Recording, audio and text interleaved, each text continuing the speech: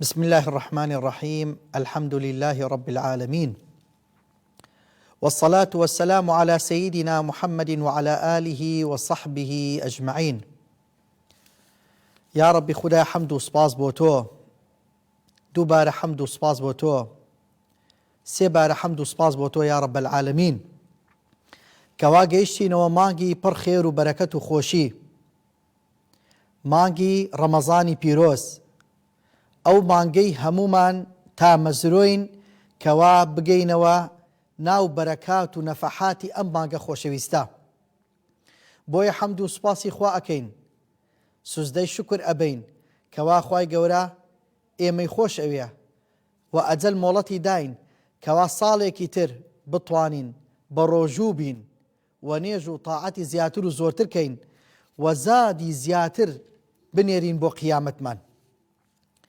خۆشەویستان، مانگی ڕەمەزان هێچێکە لە تایبەتمەندەکانی ئوممەتی محەممەد صلی الله عليه وسلم، واتە خوای گەورە بە هیچ ئوممەتێک بە هیچ میلەتێک مانگی ڕەمەزانی نەداوە. لەبەر ئەوەی ئێمە ئوممەتی محەممەدین صلی الله عليه وسلم، پێغەمبەرەکەمان گەورەترین پێغەمبەرە و خۆمانش ئینشاءڵڵا باشترین ئوممەتین كنتم خەیرە ئوممەتین ئوخریجەت للناس. بۆیە خوای گەورە ئەم مانگەی پێمان بەخشی. ئەم مانگە کەوا خوای گەورە ڕۆژۆکەی تێدا فەرز کردووە بەسەرمان بۆ ئەوەی لە ئاگری جەهەنەم بە دوورکەوینەوە. ئەفەرمێ بسم الله الرحمن الرحيم: يا أيها الذين آمنوا كتب عليكم الصيام كما كتب على الذين من قبلكم لعلكم تتقون. واتە ئەو کەسانی باوەڕتان هەیە بەخوا و بە ڕۆژی قیامەت، خوای گەورە ڕۆژووی مانگی ڕەمەزانی بەسەرتانە فەرز کردووە، واتە ئەم مانگە ئێمە واجبە بە ڕۆژوو بین بۆ ئەوەی تەقوامان زیاد بکە. لە ئاەتی دوای ئەمە خوای گەورە ئەفەرمێ: شهر رمضان الذي أنزل فيه القرآن هدى للناس وبينات من الهدى والفرقان فمن شهد منكم الشهر فليصم. واتە هەر کەسێک گەیشتەوە مانگی ڕەمەزان ئەبێ بە ڕۆژوو بێ. بۆیە ڕۆژوو هێچێکە لە ئەرکانی ئیسلام.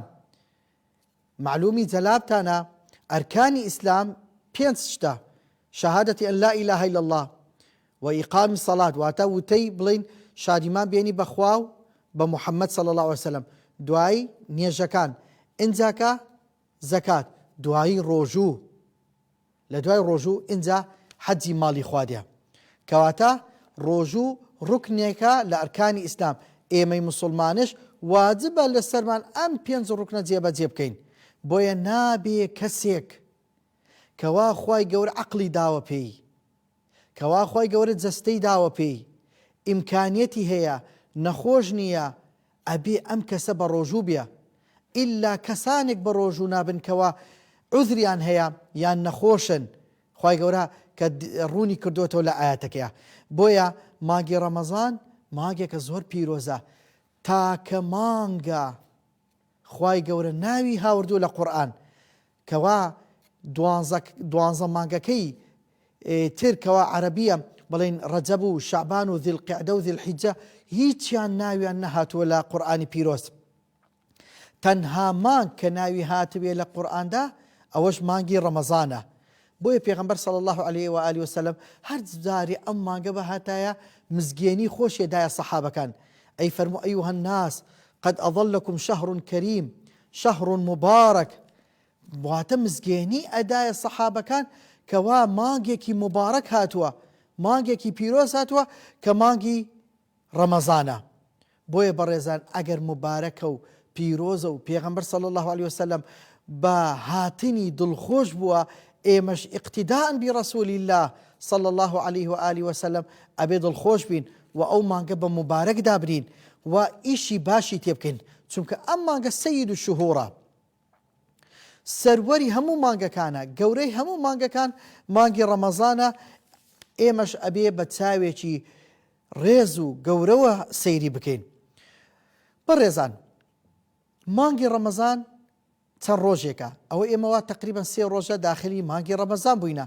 خوای گەورەش ئەفەرمێ: ئەیامەن مەعدودات، واتە چەند ڕۆژێکە ئەم ڕۆژانەی کەوا خوای گەورە بە ئێمەی بەخشیوە با ئەبێ دەستمان پێوەی بێ زۆر بە جوانی ئەبێ تاعەت و عیبادەتەکانمان بکەین و بەو شێوە و شکڵە بین کەوا لە مانگی ڕەمەزان دەرئەچین ئیلا خوای گەورە لە گوناهەکانمان خۆش بووە چونکە پێغەمبەرمانە فەرمێ صلی الله عليه وسلم نێژ بۆ نێژ جومعە بۆ جومعە حەج بۆ حەج ڕەمەزان بۆ ڕەمەزان خوای گەورە لە گوناهی عەبدەکان خۆش ئەبێ ئەگەر هاتوبێتن خۆیان پاراستە بێ لە کەبائیر واتە هەر کەسێ ڕەمەزانی پارەکەی گرتبێ و ئینساڵش بە ڕۆژوو بێ نێژی نیوەڕۆی کردبێ و ئیساژ نێژی عەسری کردبێ جومعەی ڕابردووی کردبێ بۆ ئەم جومعە ژنێتی هەبێ بچیە و عمرەی کردبیان حەجی کردبێ ئیلا خوای گەورە لە گوناهەکانی خۆشە بێ ئەگەر هاتوبوو خۆی پاراستە بوو لە گوناهە کەبائیرەکان کەواتە ئێمەی موسڵمان زۆر محتاجی مانگی ڕەمەزانین لەم شەوانەدا کەوا مانگی ڕەمەزانە هەموو شەوێ ينادي مناد ملائكتك بانكك يا باغي الخير أقبل ويا باغي الشر أقصر أي أو كسي كوا لخواء ترسي وحزكي خير بيت الريت وحزكي سركوتبي وربرو خير كمان رمضان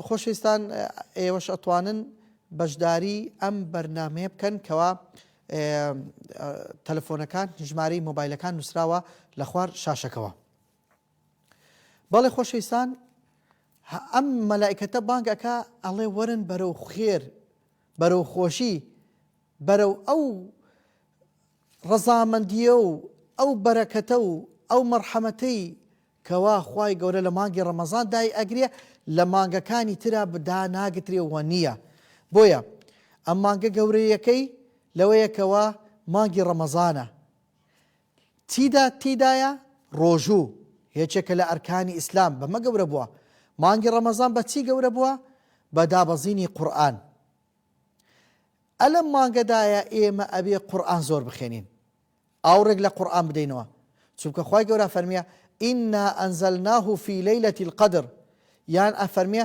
شەهر ڕەمەضان الذی ئونزیل فیه القورئان واتە لەم مانگەدایە قورئان دابەزیوە واتە ساڵ یادی دابەزینی قورئانی پیرۆزایە بۆیە ئێمەی موسڵمان حەقی خۆیەتی لەم مانگەدا ختمێ بکەین لە لای کەمەوە ئەگەر توانیت 15 ڕۆژ جارێک ختمێ بکەی باشتر خەڵکانێکی ئازاش هەیە 10 ڕۆژ جارێک هەفتەی جارێک ئەتوانن ختمێ بکەن بۆیە ئەم مانگە مانگی ئەوەیە سەیری قورئان بکەین ئەگەر ئەزانی قورئان ختم کەی ئەوە بخێنە ئەگەر نازانی دانیشە ئەو سوورەتە کورتەکان بڵێەوە وەکو سوورەتی ئیخلاسە فەلەقە ناسە مەسەدە ئەو سوورەتانی کەوا کورتن ئەیزانی بخێنیتەوە ئینشاءالله دانیشە ئەو سوورەتانە بخێنەوە ئەو سوورەتانە پێیا بچووە یان ئەتوانی قورئانەکەت بکەیتەوە وەجۆ لە قارئێ بگری لە تەلەڤیزۆن یان بەو قەڵەمەکە پێڵەن قورئان قەڵەمەکە مهم ئەوەیە ئەم مانگە تۆ بەشێکت هەبێ لە قورئان حسەیەکت هەبێ لە قورئان بتوانی لەگەڵ قورئانایە یاد و زیکر بکەیت چونکە گەورەترین زیکر باشترین عیبادەت لە دوای 5 فەرزەکە خوێندنی قورئانی پیرۆزە بە هەمان شێوە ئەگەر نازانی هەر قورئان بخێنی قورئان ختمکەی خوێندەواریت نییە خوای گەورە بەدیلی بۆت داناوە بەدیلی تۆ زیکرە ئەبێ زیکر بکەی بە ڕۆژەوە بەیانیان هەستە تەسبیحی لا ئیلاهە ئیلا الله بکە نیوەڕوان تەسبیحی سوبحان الله تەسبیحی الحەمدولله واتە زمانت با بەردەوام خەریکی زیکرەکانی خوای گەورە بێ لە مانگی ڕەمەزاندا ئەو هەیە یا باغی الخەیری ئەقبل بۆ ئەوەی وڵامی مەلائکەتەکە بدەینەوە ئەبێ لە هەموو گوڵەکان بۆنکەین و لە هەموو کانیاوەکانش بخۆینەوە ئەمە دەربارەی خوێندنی قورئان و زیکر بە هەمان شێوە ئێمە ئەبێ واجبە لەسەرمانە بە ڕۆژوو بین بۆیە دایکەکان و باوکەکان ئەم قسەی و بانگەوازە بۆ ئێوەیە هەر کەسێک مناڵی هەیە لە ماڵەوە مناڵەکەشی بالغ بووە تەمەنی گەیشتۆتە سن البلوغ واجبە بە مناڵەکانی بڵێ ئەبێ بە ڕۆژوو بن نابێ بە ڕۆژوو نەبێ بە ڕۆژوو نابم نییە هەر کەسێ مناڵی بالغ بوو بێ باوک و دایک واجبە لەسەریان ڕوونی کەنەوە بۆ مناڵەکانیان کەوا دینی ئیسلام بە فەرمانی خوا بە فەرمانی پێغەمبەر صلی الله عليه و آله وسلم ڕۆژووی لەسەرمانە واجب کردووە و ئێمەش ئەبێ بە ڕۆژوو بین. چێ دووبارە بیلەوە؟ بەڵێ دادەشنەوە فەرموو. السلام عليكم. عليكم السلام ورحمة الله. والله اتصلت انما مضطهر. فرموا. السلام عليكم. عليكم السلام بردوام بقى قصيكا. نعم يا احمد رسالتكم هذا. فرموا فرموا. استوعبت انا توقيتي لوني بس رسالتين اول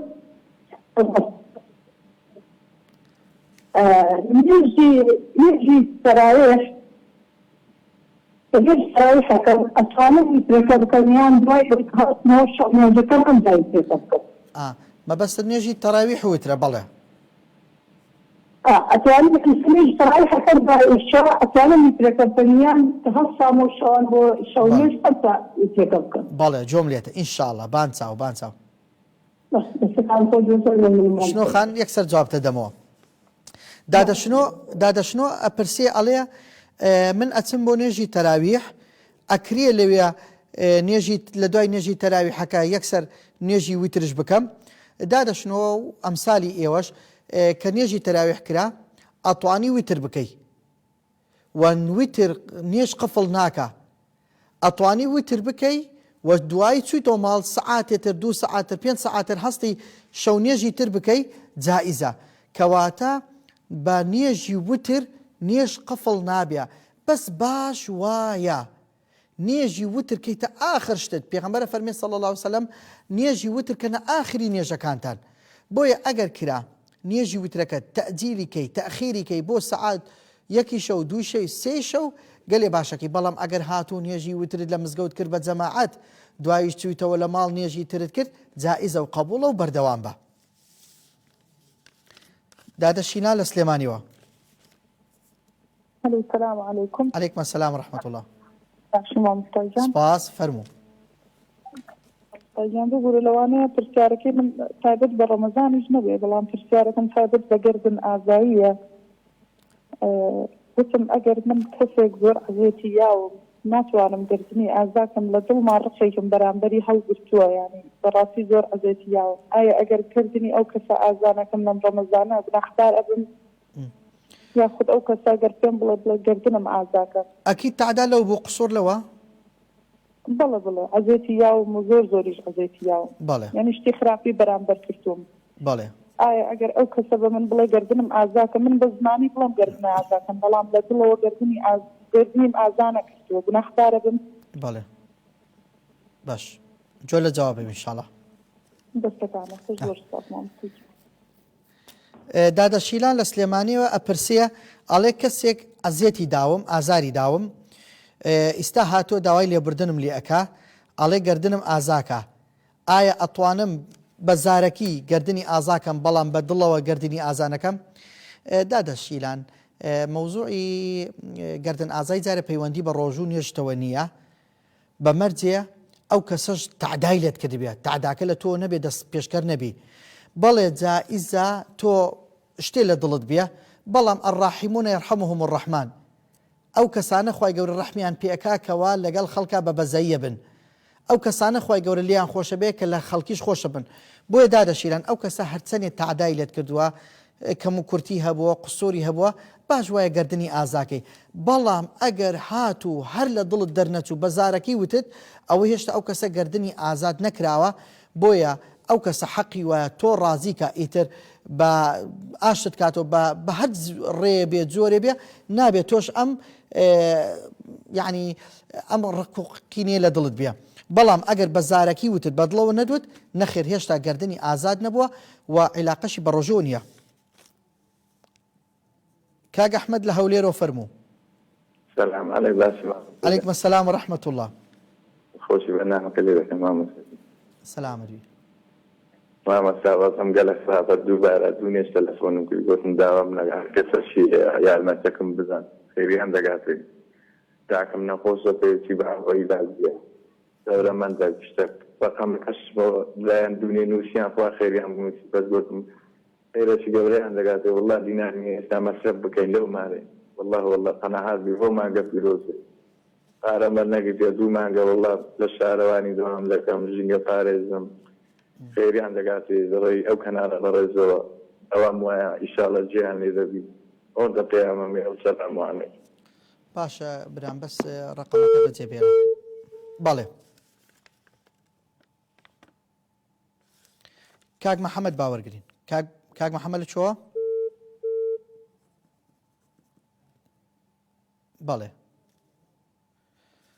بەڵێ کەواتە وتمان مانگی ڕەمەزان گەورەی هەیە، یەکێ لە گەورەکانی ئەوەیە ئینسان ئەبێ ئاگای لە قورئان بێ، خاڵێکی تر ئەوەیە ڕۆژۆکانی بە مەزبوطی بکە، خاڵێکی تر ئەوەیە گەورەی مانگی ڕەمەزان لەوەدایە شەوێکی تێیە خەیر من ئەلفی شەهر. ئەمەش بەس بۆ ئێمەی مسلمانە، بۆ هیچ ئومەتێکی تر خوای گەورە شەوێکی نەداوە پێیان کەوە ئەم شەوە بەقەد 1000 مانگ زیاتر خێریشی هەبێ. بۆیە ئەمە لا گەورەی ئومەتی محەممەدە صلی الله عليه و آله وسلم. بۆیە ئەم مانگە زۆر گەورەیە. ئەم شەوە لە هیچ مانگێکی تر نە لە ڕەجەب نە لە شەعبان نە لە شەوال لە هیچ شوێنێکی تر دەست ناکەوی ئەم ئەجر ئەوها مضاعف بێ غەیری ڕەمەزان نەبێ. لە ڕەمەزانایە خوای گەورە ئەوها مضاعفی کردووە. بۆیە ئەبێت دڵمان بەم مانگەوە زۆر خۆش بێ. خاڵێکی تر لە گەورەی ئەم مانگی ڕەمەزانەیە خۆشەویستان ئەوەیە دوعا تێیدا قبوڵە. الله ئەکبەر.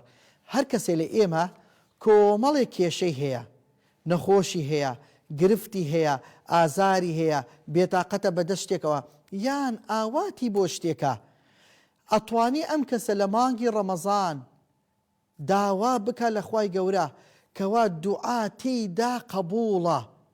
دوعا تێیدا قبوڵە. بڵێ یا ڕەبی خودایە بۆ خاتری نێژەکانم ڕۆژۆکانم و بۆ خاتری ئەو حەدیسەی کەوا پێغەمبەر فەرموویەتی للصائمی دعوة لا ترد، ڕۆژوان داوایەکی هەیە واتە دوعایەکی هەیە ڕەت ناکرێتەوە. خوایە ئەم شتانم بۆ بکە. ئیتر چیت هەیە گرفتەکەت نەخۆشەکەت ناخۆشیەکەت چیت هەیە داوا بکە. بۆیە بەڕێزان خۆشی مانگی ڕەمەزان گەورەی مانگی ڕەمەزان لەوەیە کەوا خوای گەورە دوعاکانمان قبوڵەکە. دادەشیران لە کەرکووکەوە فەرموو. السلام عليكم. عليكم السلام ورحمة الله. فرموا. من قرآن بقرب أخينا جارو بر كم كردي. بالي. أنت إذا أغاب خدمة تو هنا تفسيرك كي تكردي ونيا؟ بله. تفسيرك كي تكردي؟ بله. إيه بله. جول جواب بيا. بله. بله. دادا شيران. بله فرمو. ما مستع بقول بتركه ما مستع لدرباري جدا أعضائي. أما ذا كاتي خوي كل شيء نخوشي كمان درباري أمدينا على أساس قوي من حادث يشتبو أجر من ناويكي زورة ظلم لي شاوة زور زور ظلم لي شاوة تا إستاكانا ناتوانا قصي لغلاب كم سبارة دوري كو قصي كبا من يوتو كمن أو قصي من كردو كقوي من على أساس باسي حديث يشتواي قوب كم إتي بوقتاني كي بمدرس كد ناتوانم يعني دي خوش بم كيف كمن باشا بله جول جواب بيا بله باش بله دادا شيلان أبرسيه دو سؤالي هي كم سؤاليان أويا علي أكريه